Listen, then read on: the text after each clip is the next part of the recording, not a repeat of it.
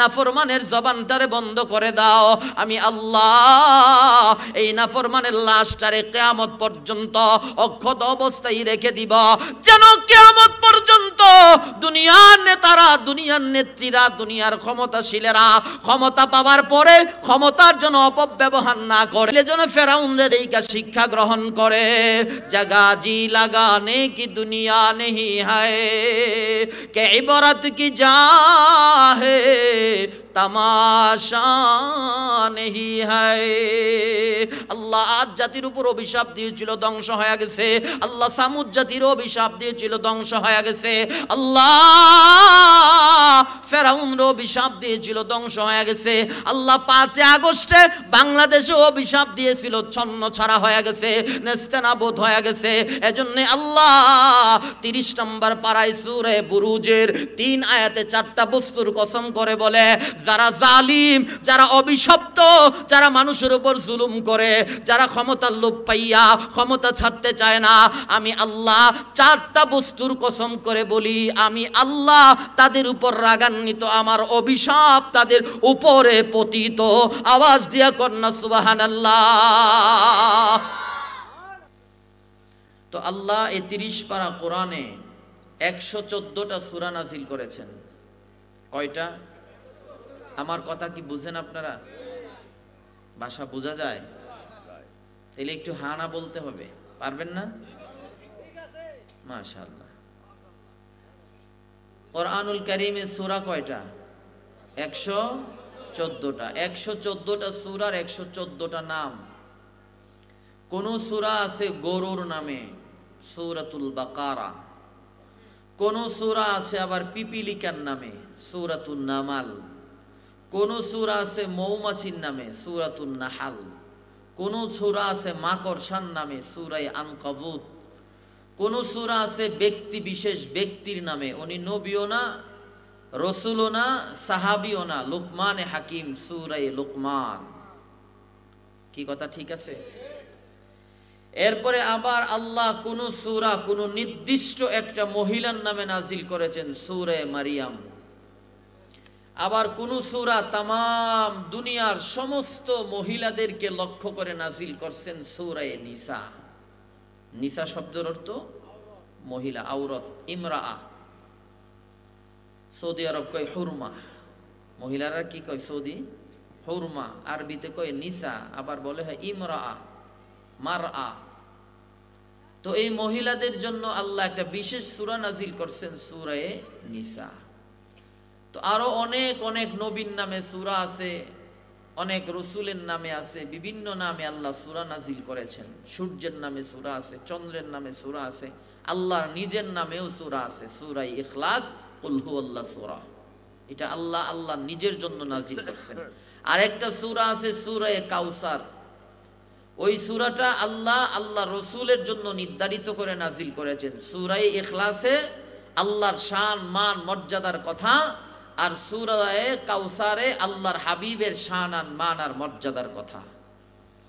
তো আমি যেই সূরা তিলাওয়াত করেছি, এই সূরার নাম সূরাতুল বুরুজ। কি নাম? আর কোনোদিন শুনছেন নি নামটা? এই বুরুজ শব্দের অর্থ হলো তারকা। বুরুজ অর্থ কি? তারকা। তারকা দেখছেন আপনারা? আকাশে থাকে, দেখতে কেমন? আকারে কত বড়? ছোট, কিন্তু এটার মূল হাকিকত কত বড়? এক একটা তারকা আসমান এবং জমিনের চাইতে 13 লক্ষ গুণ বড়। আরো আস্তে কোন সুবহানাল্লাহ। তো আল্লাহ এই সূরাকে তারকার সূরা কেন নামকরণ করলেন? মুফাসসিরিন কিরাম বলেন যে বুরুজ শব্দটা অর্থাৎ তারকার কথা এই সূরা শুরুতেই আল্লাহ ব্যবহার করেছেন, এজন্য এই সূরার নাম সূরাতুল বুরুজ, মানে তারকার সূরা। এই বুরুজ শব্দটার 16টা ব্যাখ্যা, এগুলা আস্তে আস্তে বলবো। তো আল্লাহ এই সূরাটা কেন নাজিল করলেন, নাজিলের প্রেক্ষাপটটা কি, কোন ঘটনাকে কেন্দ্র করে আল্লাহ এই সূরা নাজিল করেছেন? কোন কোন মুফাসসিরিন কিরাম বলেছেন যে এই সূরাটা আল্লাহ নাজিল করছেন দুনিয়ার নির্যাতিত মুমিন মুসলমানদেরকে সান্ত্বনা দেওয়ার জন্য। কি দেওয়ার জন্য? সান্ত্বনা দেওয়ার জন্য। আবার কোন কোন মুফাসসির বলেছেন যে এই সূরাটা আল্লাহ ডাইরেক্ট হযরতে বেলাল রাদিয়াল্লাহু আনহুকে সান্ত্বনা দেওয়ার জন্য নাজিল করেছেন।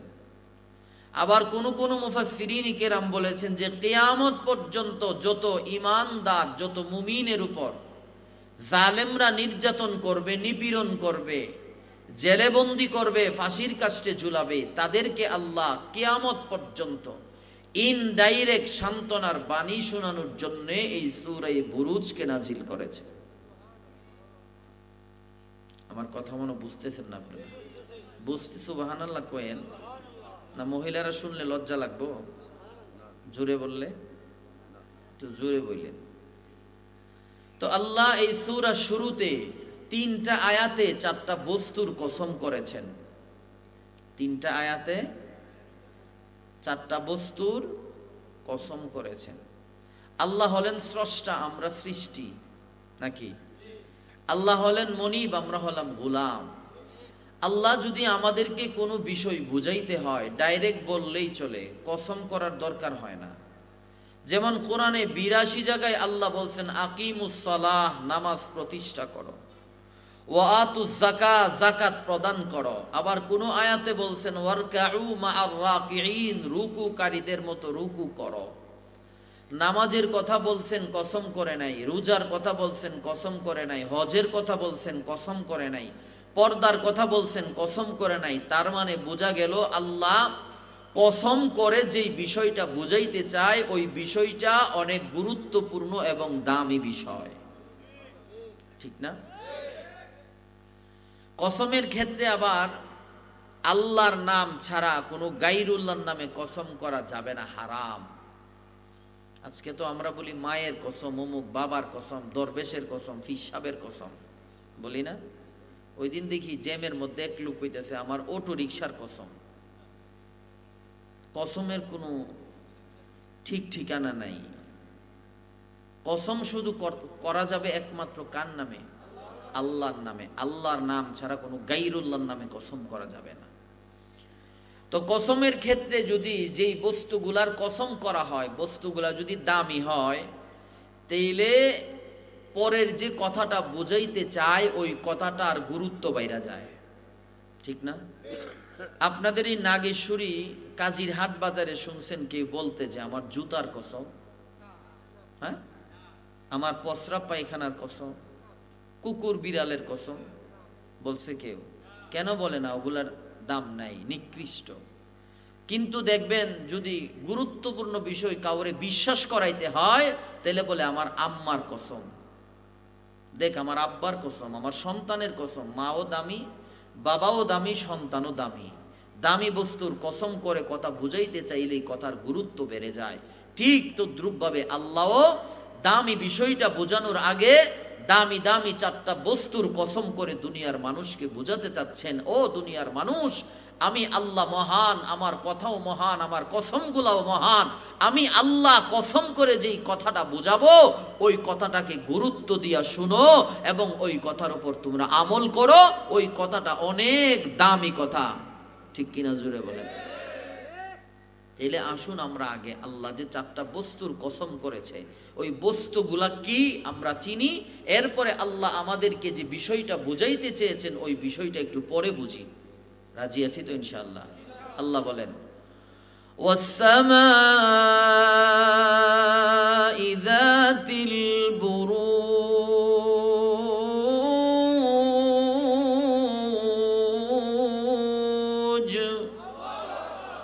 1 নম্বর কসম মনে রাখেন, তারকাওয়ালা আকাশে।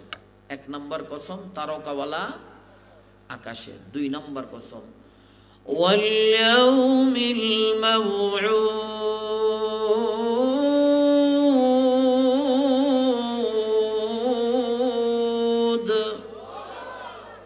কিয়ামত দিবসের কসম, আইয়াউমুল কিয়ামা। 3 নম্বর কসম আল্লাহ বলেন ওয়াশাহিদিন ওয়া মাশহুদ।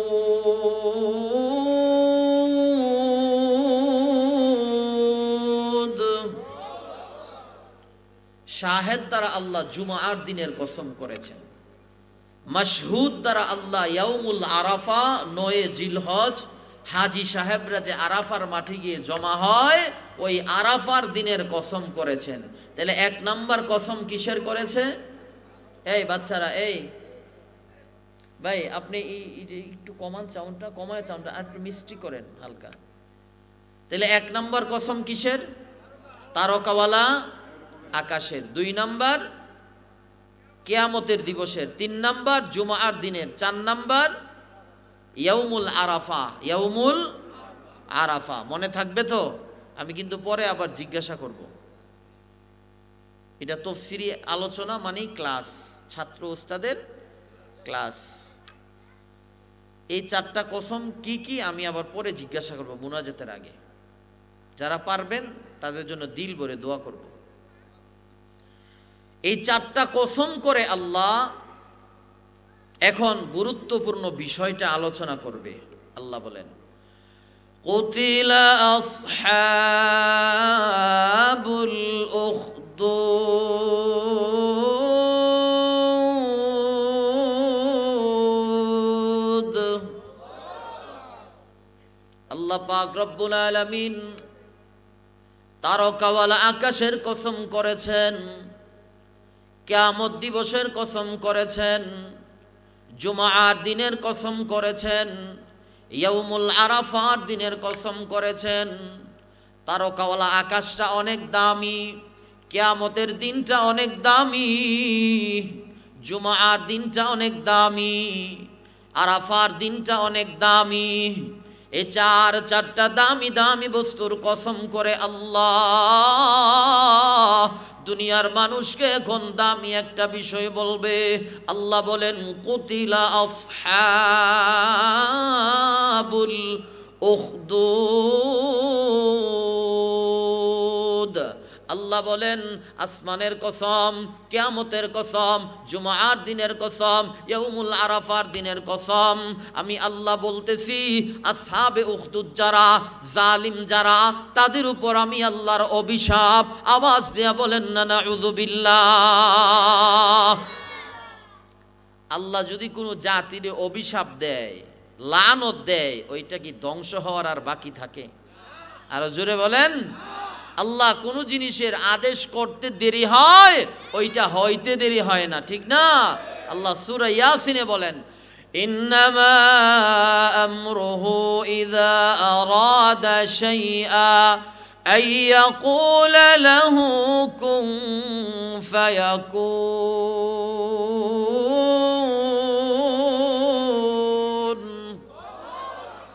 আল্লাহ বলেন, আমি বলতে দেরি হয়, হইতে দেরি হয় না। আসমানকে ইশারা করতে দেরি হয়, আসমান দাঁড়াইতে দেরি হয় না। জমিনকে ইশারা করতে দেরি হয়, জমিন বিছানা হইতে দেরি হয় না। সূর্যকে ইশারা করতে দেরি হয়, সূর্য জমিনে আলো দিতে দেরি হয় না। মেঘমালার ইশারা করতে দেরি হয়, আসমান থেকে জমিনে বৃষ্টি দিতে দেরি করে না। আজ জমিনে খুশকে রুয়ানত গুয়া আসমারা বেসুতু দারত নেগা, আসমারা বেসুতু দারত নেগা। আল্লাহ যে জাতির ধ্বংসের কথা বলে, জাতি ধ্বংস হওয়ার আর বাকি থাকে না। যেমন আমাদের দেশেও একজনের উপর আল্লাহ গজব ফালাই দিছে, ঠিক না ভাই? আরেকটু চাউন লাগবে, একবারে কমাই লিছে। আমাদের দেশের একজনের উপর আল্লাহর অভিশাপ ছিল। অভিশাপ কি ছিল? আরো জোরে কন্যা। ইলিশ মাছ, মুরগের রান, খাসি, কত খাবার রান্না করছে। আল্লাহ বলেন, আমার অভিশাপ পড়ে গেছে তোর উপরে, এই খাবার তোর পেটে যাবে না, বাংলাদেশের বৈষম্য বিরোধী ছাত্রদের পেটে যাবে। জোরে কোন কথা ঠিক কি না? আল্লাহর অভিশাপ পড়েছিল ফেরাউনের উপর। কার উপর? ফেরাউনের ক্ষমতা কম ছিল না বেশি ছিল? কেমন বেশি ছিল? আমাদের ইলা তো 17 বছর ক্ষমতা চালাইছে, আর ফেরাউন চালাইছে 450 বছর। কত বছর? 450 বছর ক্ষমতা চালানোর পরে হঠাৎ করে শয়তান আইসা উনার একটা ইনজেকশন মাইরা দিল। দিয়া বলতেছে যে আপনি তো ক্ষুধা হওয়ার যোগ্যতা রাখেন, কারণ আপনার 450 বৎসরের ভিতরে সর্দি হইল না, কাশি হইল না, জ্বর হইল না, মাথা ব্যথা হইল না, আপনি তো ক্ষুধা হওয়ার যোগ্যতা রাখেন। ফেরাউন সকালবেলা নাচতে নাচতে মিশরের জনগণরে জমা কইরা বলতেছে আনা রাব্বুকুমুল আ'লা। নাউজুবিল্লাহ বলেন। অর্থ হইল আমি তোমাদের বড় খোদা, আমি তোমাদের বড় খোদা। জনগণ চিন্তা করলো যে মানুষটা 5 টাকা দিয়ে একটা উট সালান খাইল না 450 বৎসরের ভিতরে, আসলে সেই তো ক্ষুধা হওয়ার যোগ্যতা রাখে। জনগণ ফুলের মালা দিয়া সিংহাসনে বসাইয়া বাসায় চলে গেছে। আল্লাহ বলেন খোদা হইছ, খোদা হইছ, খোদাগিরির মজা বুঝবা কালকে। কখন? আরো জোরে কন্যা। মাকারু ওয়া মাকারাল্লাহ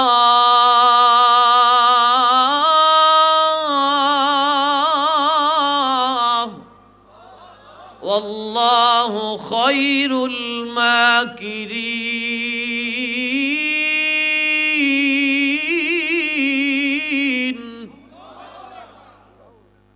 আল্লাহ বলেন খোদা হইছ, মজা বুঝবা কালকা। আল্লাহর ধরা তো শক্ত ধরা। আল্লাহ যারে ধরে গুড়াতে টুকা দিলে দিল্লি গিয়া পড়ে, ঠিক না? আরো জোরে বলেন। আল্লাহ যারে ধরে এরে 12টা বাজায়া ছাড়ে, কারণ আল্লাহর ধরা বড় শক্ত ধরা। আল্লাহ কোরআনে বলেন ইন্না বাতাশা রাব্বিকা লাশাদীদ।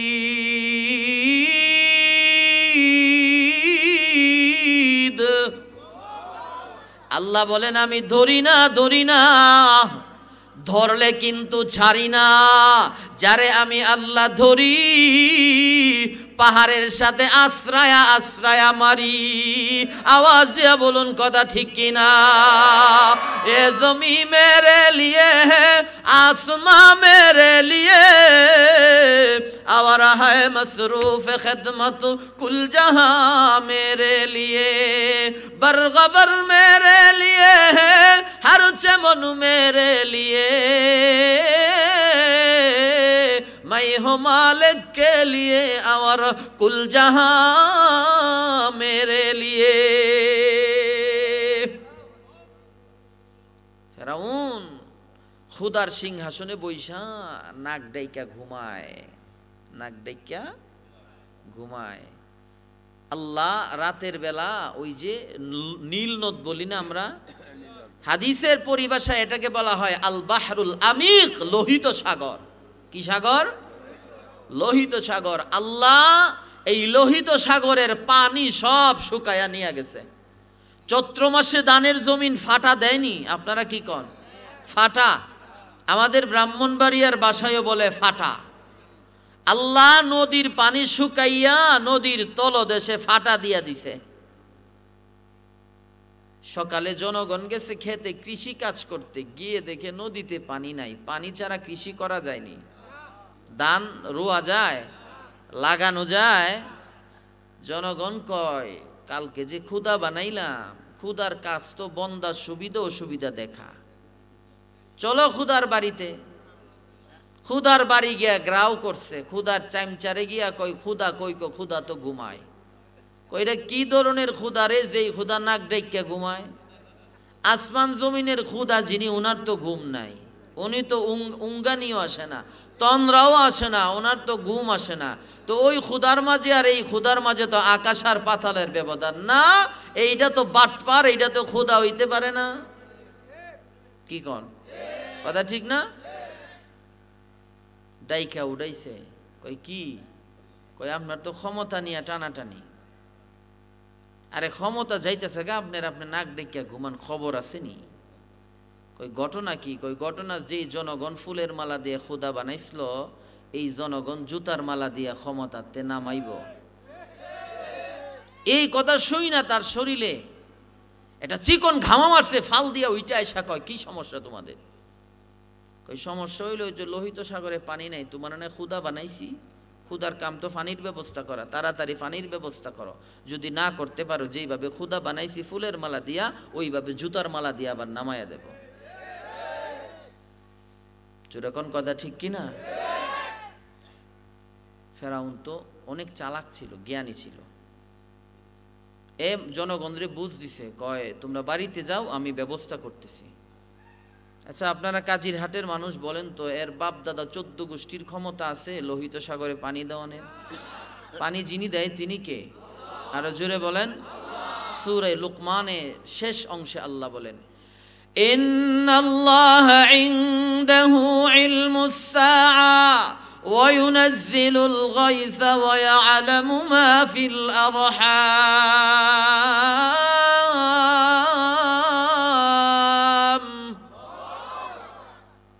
আল্লাহ বলেন, কিয়ামতের দিনের মালিকও আমি আল্লাহ। আসমান থেকে যে জমিনে বৃষ্টি বর্ষণ হয় ওইটার মালিকও আমি আল্লাহ। কাজিরহাটের যত মহিলা আছে, মহিলাদের পেটের ভিতরে আমি আল্লাহ একটা বাচ্চাদানির ঘর বানায়া রাখছি। যেই বাচ্চাদানির ঘরটাকে কোরআনের পরিভাষায় রেহেম বলা হয়, হাদিসের পরিভাষায় রেহেম বলা হয়। আল্লাহ বলে, দুনিয়ার মানুষ এই বাচ্চাদানির ঘরে পুরুষের নাপাক পানি আর বীর্যটা জরায়ু দিয়া যখন ঢুকাইয়া দেয়, এই নাপাক পানির দ্বারা এই মহিলাদের পেটের ভিতরে বাচ্চাদানির ঘরে আমি আল্লাহ ছেলে বানাবো না মেয়ে বানাবো। ওইটার মালিক দুনিয়ার কোনো ডাক্তার না, ওইটার মালিক দুনিয়ার কোনো ইঞ্জিনিয়ার না, ওইটার একচ্ছত্র মালিক আমি আল্লাহ। ঠিক কিনা? ফেরাউন রাতের বেলা পাহাড়ে উঠিয়া কপাল আল্লাহর কুদরতি পায়ে ঠেকাইয়া দিয়া কয়, আল্লাহ তুমি তো আসল, আমি তো বাটপার। আল্লাহ তুমি আসল, আমি বাটপার। আল্লাহ দুনিয়ার ক্ষুদাগিরি পাওয়ার জন্য আমি ক্ষুধা সাচ্ছি, দুনিয়ার নেতৃত্বের চেয়ার পাওয়ার জন্য ক্ষুধা সাচ্ছি। দুনিয়ার মানুষ আমারে ক্ষুধা বললে আমার দিলে শান্তি আসে, আমি মজা পাই, সেজন্য আমি ক্ষুধা সাচ্ছি। আল্লাহ আমারে দুনিয়ার ক্ষমতার মসনদটা দিয়া দাও, আখিরাতে জুতা পেটা করে জাহান্নামে দিও, কোনো অসুবিধা নাই। চিন্তা করছেন নি ক্ষমতার লোভ কি জিনিস? হ্যাঁ, প্রয়োজনে পেঁয়াজের কেজি 300 টাকা করব, লবণের দাম 250 টাকা করব, প্রয়োজনে আলেমদেরকে জেলখানায় বন্দী করে ফাঁসির কাস্টে ঝুলাবো, প্রয়োজনে বাংলাদেশকে পার্শ্ববর্তী রাষ্ট্র ভারতের কাছে বিক্রি করে দেব, তারপরও ক্ষমতাতে থাকবো। এই ছিল আমাদের জালিম শাহীর মিশন। আওয়াজ দিয়া বলুন কথা ঠিক কিনা?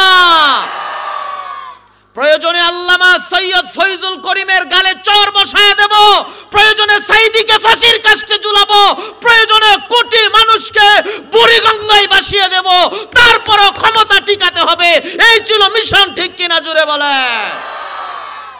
বাংলাদেশের মানুষও দেখিয়ে দিয়েছে, এদেশ শাহজালালের দেশ, শাহপরানের দেশ, শাহ মাখদুমের দেশ, শাহজাহান আলীর দেশ, মসজিদের দেশ, মাদ্রাসার দেশ, হক্কানি উলামা পীর মাশায়েখের দেশ। এই দেশে ইসলাম বিরোধী, কোরআন বিরোধী, মাদ্রাসা বিরোধী, মসজিদ বিরোধী কোন স্বৈরাচারের জায়গা হবে না। জায়গা হবে দিল্লি দাদা বাবুর দেশে। ঠিক কিনা?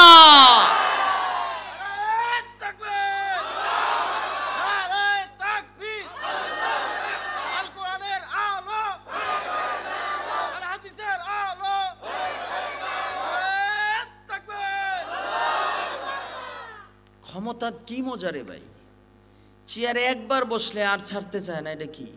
এটাতে কি আছে? এটা কি? বাপদাদার চেয়ার। ওই যে আবু জাহেলের মতো। নবী বলছিল, চাচা কালিমা পড়েন না। কয়, মোহাম্মদ আমার বাপদাদার ধর্মের উপরে চুন কালি আসবে যদি আমি কালিমা পড়ি। এরা মনে করে এই চেয়ারটা বুঝি বাপদাদার চেয়ার। ঠিক না? একবার বসলে মাগার আর ছাড়তে চায় না, প্রয়োজনে দেশ বিক্রি করে দিবে। ঠিক না? আরো জোরে বলেন। আল্লাহ 17টা বছর সহ্য করেছে। আলেমদের তাহাজ্জুদের পানি আল্লাহ বরদাস্ত করতে পারে নাই। মারছে টুকা, গিয়ে পড়ছে শ্বশুর বাড়িতে। কোথায়? শ্বশুর বাড়িতে। মুদিরও তো বউ নাই, আছে। হাসিনারও জামাই নাই, তো মিল্লা গেছে না? আরো জোরে কোন। আমরা এইভাবে ওপেনলি কথা বলতে পারি নাই 16 বছর, 17 বছর। মাহফিলগুলো বন্ধ করে দিয়েছে, অনুমতি আনতে হয়েছে। মসজিদে আমরা স্বাধীনভাবে কথা বলতে পারি নাই, আমাদের কণ্ঠকে তারা রুদ্ধ করে রেখেছিল। কোরআনের পাখি আল্লামা দেলওয়ার হোসেন সাইদি নাব্বারাল্লাহু মারকাদা ওয়া জাআলাল জান্নাতা মাসওয়াহুকে 13টা বৎসর কারা নির্যাতন করে কারারুদ্ধ অবস্থায় শাহাদাতের পেয়ালা পান করিয়েছে। এরপরও এই মজলুম আলেম জালিম শাহীর কাছে মাথা নত করে নাই। আল্লামা মুফতি ফজলুল হক আমিনীকে 3 বৎসর গৃহবন্দী করে রেখেছে। এরপরে আল্লামা জুনায়েদ বাবু নগরী থেকে নিয়ে শুরু করে বাংলাদেশের অসংখ্য উলামায়ে কেরামকে নির্যাতন করে মৃত্যু মুখে ঠেলে দিয়েছে। ঠিক কিনা জোরে বলে? আল্লাহ এগুলা বরদাস্ত করে নাই। ফেরাউন সিজদা দিয়া কয়, আল্লাহ তুমি আসল আমি নকল, আল্লাহ আমারে দুনিয়ার ক্ষমতা দিয়া দাও, মরণে আমারে জুতা দা বাইরিয়া জাহান্নামে দিও, অসুবিধা নাই। আল্লাহ সাথে সাথে জিবরাইল ফেরেশতারে পাঠাইয়া দিছে। জিবরাইল ফেরেশতা বৃদ্ধ মানুষের সুরত ধারণ করে আইসা কয়, চাচা আমার একটা বিচার ছিল। কি ছিল? ফেরাউন কয়, আমার ক্ষমতা নিয়ে যাইতেছে ছাত্র জনতা, আমার 120 ডিগ্রি প্রেসার বাইরে রইছে, তুমি আইছো বিচার নিয়ে, এটা বিচারের জায়গা, বিচারের জায়গা তো রাজপ্রাসাদ। জিবরাইল কি আর চিনে না তো। কিছুক্ষণ পরে গাড় মুড়ায় তাকায় দেখে লোহিত সাগর, আল্লাহ পানি দিয়া ভরপুর করে দোয়া কবুল করে লাইছে। চেহারা ঘুরায়া দেখে লোহিত সাগর পানিতে ভরপুর, মুচকি হাসি দিয়া কয়, চাচা আপনার বিচারটা না কি ছিল? জিবরাইল ফেরেশতা কয়, বিচার বড় না ছোট বিচার। কি বিচার? কই যেই গোলাম তার মনিব রে মনিব মানে না, ওই গোলামের কি বিচার? কথা বুঝেন আপনারা? কি কইছে? যেই গোলাম তার মনিব রে মনিব মানে না, ওই গোলামের কি বিচার? ফেরাউন কই, গোলামের বিচার ওই লোহিত সাগরে চুবাইয়া মারন। কি করন? চুবাইয়া মারন। জিবরাইল কই, বাপরে বাপ, তুই যে বাটফার, দাঁড়ায় এক কথা কস, বৈশা এক কথা কস, তোর কথার কোনো গ্যারান্টি নাই, এটা সাদা কাগজে লেখা দে। লেখা দিছে, জিবরাইল গায়েব হয়ে গেছে। মরণের সময় 4 জন ফেরেশতাকে আল্লাহ পাঠাইছেন। জিবরাইল আসছে, মিকাইল আসছে, ইসরাফিল আসছে, আজরাইল আসছে। যখন জিবরাইল ফেরাউনের ঘাড়ে ধরে নদীতে যখন নাকানি চুবানি দেয়, মিকাইল আলাইহিস সালাম ওই চিহ্নিত কাগজটা যখন তুলে ধরছে, ফেরাউন কাগজটা দেখে কয়, হায় হায়, এইটা তো আমার হাতের লেখা, আমার রায়ের উপরেই তো আমার মৃত্যুটা কার্যকর করা হলো। এমনি ফেরাউনের জবানে উচ্চারণ হইল, রব্বি মুসা ওয়া হারুন। মুসার খুদা আসল খুদা, ইব্রাহিমের খুদা আসল খুদা, হারুনের খুদা আসল খুদা, লা ইলাহা। আল্লাহ ডাইকা কয়, জিবরাইল লা ইলাহা পর্যন্ত গিয়েছে, ইল্লাল্লাহ বলার সুযোগ দিও না, কারণ ইল্লাল্লাহ বললে আমি আল্লাহ তাকে মাফ করে দিতে হবে। জিবরাইল এর মুখে আমি আল্লাহর নাম উচ্চারণ হতে আমি আল্লাহ শুনতে চাই না, আমি আল্লাহ বরদাস্ত করব না। এ জিবরাইল, লোহিত সাগরের কাদাবালি উঠাইয়া নাফরমানের জবানটারে বন্ধ করে দাও। আমি আল্লাহ এই নাফরমানের লাশটারে কিয়ামত পর্যন্ত অক্ষত অবস্থায় রেখে দিব, যেন কিয়ামত পর্যন্ত দুনিয়ার নেতারা, দুনিয়ার নেত্রীরা, দুনিয়ার ক্ষমতাশীলেরা ক্ষমতা পাওয়ার পরে ক্ষমতার জন্য অপব্যবহার না করে, যেন ফেরাউনরে দেইকা শিক্ষা গ্রহণ করে। জাগা জি লাগানে কি দুনিয়া নেহি হায়, কে ইবারত কি যা হে তামাশা নেহি হায়। আল্লাহ আদ জাতির উপর অভিশাপ দিয়েছিল, ধ্বংস হয়ে গেছে। আল্লাহ সামুদ জাতির অভিশাপ দিয়েছিল, ধ্বংস হয়ে গেছে। আল্লাহ ফেরাউনর অভিশাপ দিয়েছিল, ধ্বংস হয়ে গেছে। আল্লাহ 5 আগস্টে বাংলাদেশে অভিশাপ দিয়েছিল, ছন্ন ছাড়া হয়ে গেছে, নেস্তেনাবুদ হয়ে গেছে। এজন্য আল্লাহ 30 নম্বর পারায় সূরা বুরুজের 3 আয়াতে 4টা বস্তুর কসম করে বলে, যারা জালিম, যারা অভিশপ্ত, যারা মানুষের উপর জুলুম করে, যারা ক্ষমতার লোভ পাইয়া ক্ষমতা ছাড়তে চায় না, আমি আল্লাহ 4টা বস্তুর কসম করে বলি, আমি আল্লাহ তাদের উপর রাগান্বিত, আমার অভিশাপ তাদের উপরে পতিত। আওয়াজ দিয়া কন্যা সুবহানাল্লাহ।